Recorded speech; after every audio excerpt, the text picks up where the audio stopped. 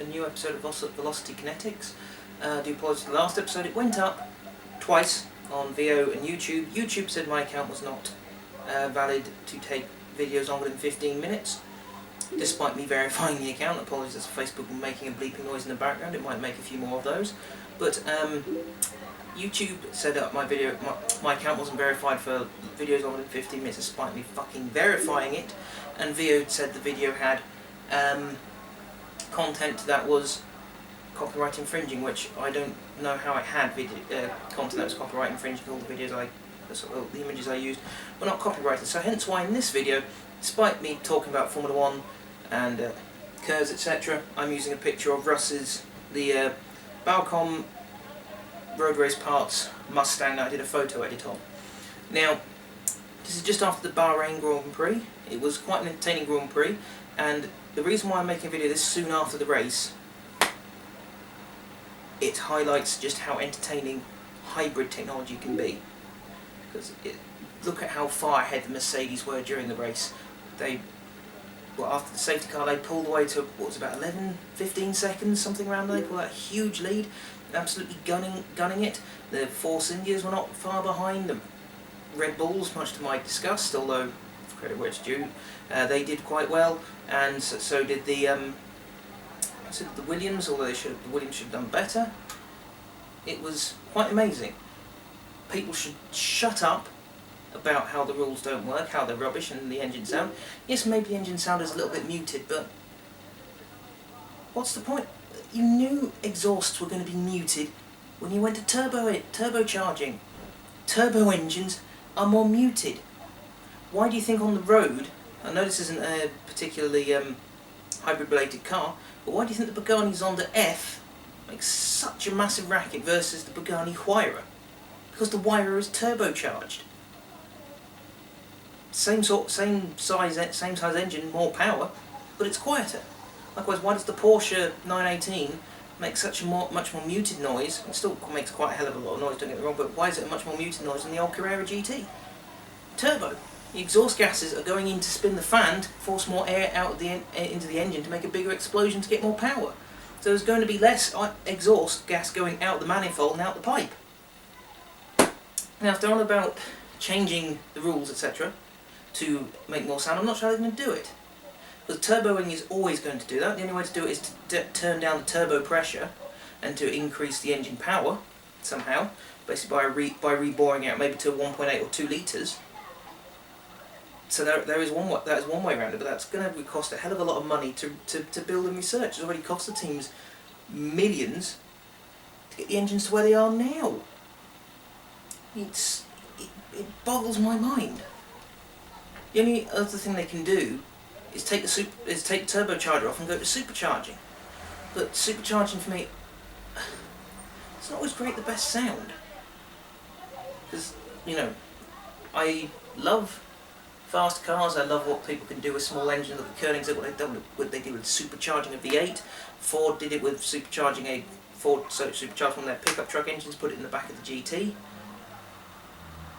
and made quite a good car. And several other people have done the same. But the supercharger whine isn't always nice. Do you really want to have Formula 1 cars charging down the straight with whine following them? No. Sorry about the funny noise. So I think the rules today have proved that they can be entertaining. Yes, Malaysia was maybe a tiny bit processional in places. Bahrain was a little bit processional, but you know, people on the move, people are making changes. To be honest, some races were a bit processional anyway. When we had refueling, races were processional when we had in 2009 and 10, before Pirelli came in. So you know, people moan about the races being processional. We've had them before. It's going to happen at some point. People might be moaning, "Oh, Red Bull, we're not winning. Red Bull was so far ahead last year. Mercedes are so far ahead now."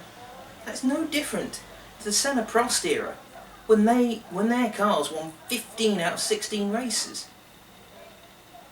Get with the program, you know.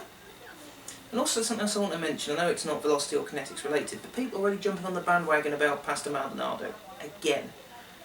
Don't get me wrong. I think there is some blame for him in the incident with Gutierrez, because his car was the one that rolled the Sauber. It wasn't like the Sauber had done a Dukes of Hazzard on the back onto the Lotus. And people are going on about how, oh, low noses, no, we don't need low noses, despite the fact we've had low noses before, cars were much lower before. People have such short-term fucking memories, but people seem to be jumping on the anti-Maldonado bandwagon. The only problem is, whilst I'm trying to defend the guy, I'm fast running out of reasons and ways to defend him. Because, well, I was discussing with my brother on Twitter after the race, comparing him to Caboose from Red vs Blue, hence the Blue Army. This is going to highlight my inner nerd, show my inner nerd. What flies with them, so that inner nerd is covered. But it's going to show my inner nerd. It's a machinima program made by Rooster Teeth. Fantastic company, I love their content. Hire me, please. But the only way to describe Maldonado is coming off more and more like Caboose. Like, why are there 6 pedals if there are only 4 directions? Get your shit together, Maldonado, is the only way to put it. I cannot keep defending you. I'm running out of ways to defend you. Now, who knows what's going to happen in the next race? It might not be as entertaining. We might have more failures. We might have less failures. We might have everyone getting to the finish. I don't know. I know Maldonado's got a penalty, and I'm neither here nor there over it. In many ways, yes, it should have been more severe. In many ways, no, it was fine, because we don't have access to the telemetry. We only saw the car go over. Yes, it was whenever a Formula 1 car is rolling, that is that causes a lot of concern for everyone. And so we're going to have a lot of time to fix that car. We've got to have a lot of money to fix it as well. It's going to be a bit expensive. So, as long as Gutierrez is okay enough to race next time, that's fine. But who knows? I do believe, though, that the way Formula 1 is going at the moment, people can piss and moan about wanting changes to the rules. But I don't often agree with Ron Dennison because I don't like his way of doing business. But he got it right. If you don't like the rules, race elsewhere. Basically what I said on the last video that got taken down, about Sebastian Vettel complaining about the noise and things. If you don't like it, go somewhere else. It's the way Formula 1 is going, it's the way to be relevant to the road. You know, we've got things like the Toyota Prius, the Honda Insight, name 2, and then there's the whole Toyota Ranger as far as I'm aware. You can get hybrids on. You've got Lexus going hybrid, you've got Volvo with the plug-in hybrid, Mercedes going with their own hybrids, BMW getting on the hybrid market, making quite a few interesting hybrid-related concepts. You've got Ford with the EcoBoost engine, which is a solid engine that they're not just in the road cars, but in their ALMS program as well. It's the way the world is going. Whilst, yes, I agree, Formula 1 could do with a bit more noise. It's nice to hear the tyres squeal, it's nice to be able to hear what they're saying on the radio, it's nice to hear the crowds cheering. By that token, though, it's going to be horrible when we hear them booing, which might be inevitable at some point. But, you know, it's the way the world has got to move. Now, just going away from the Formula 1 related stuff, onto some of the stuff I mentioned in the last video got taken down. I had an idea for how to increase the range of an electric gearbox. Or sorry, an electric car, and I've just given away what I was thinking. The gearbox. If you put a gearbox on an electric car, because an electric car has a standard automatic gearbox, park, reverse, neutral, drive. That's it. You know, just as fast in reverse as you can forwards, proven by Rutledge Wood in a Nissan Leaf on Top Gear USA. He did 57 miles an hour in reverse, I think. But either way, you know, it is a way to say, because in an electric car you've just got your throttle and your brake, that's it, to control your speed. Maybe cruise control, but that could also then eat into your range anxiety, which is why you want the gearbox. The gearbox can control your torque, like you can in a road car. Now, maybe not so much an automatic as such, because in an automatic you've just got your position on the accelerator to control your speed and revs, etc. But in a manual car with your H-pattern gearbox, you're limited to how fast you can go per gear. Although in a Vauxhall Monaro VXR 500, you can do 75 miles an hour in first gear. Why do you need the other 5 before reverse? So it might be a way to do it. I know someone in Formula E was looking into it to try and control the torque curve and eke a little bit more out. Trade-off is, it's going to create more weight for the car. So it's just an idea. If someone who's an engineer watches this and can explain to me how it might be possible, feel free, explain. Also, something else I mentioned was plug-in hybrids. fantastic concepts, fantastic cars already in production, particularly the Volvo V60 plug-in hybrid. Only thing with them, they are so heavy, because you've got, in the Volvo system, they've got a big D5 2.4 litre 5-cylinder diesel engine, plus the electric motor, which means the car has basically got two engines, 4-wheel drive, under hard acceleration, about 500 foot-pounds of torque, about 300 horsepower. Ferrari, it's not. BMW, it's not. If you want to go on a nice back road drive, you're going to have to go for something that isn't that car. But the plug-in hybrid Volvo, despite the extra, ignoring the extra price, it's nearly 400 kilograms, 450 kilograms more than the Volvo V60 D2 before you get onto your options. But we need to, where we are with the hybrid technology, whether it's just a straightforward hybrid like the Prius, or a plug-in hybrid like some of the Priuses are, the Volvo system. I keep mentioning Volvo because that's the only one I can think of at the top of my head. But either way, we need to do something to make them lighter. Where we are with hybrids now, we should have been 5 years ago.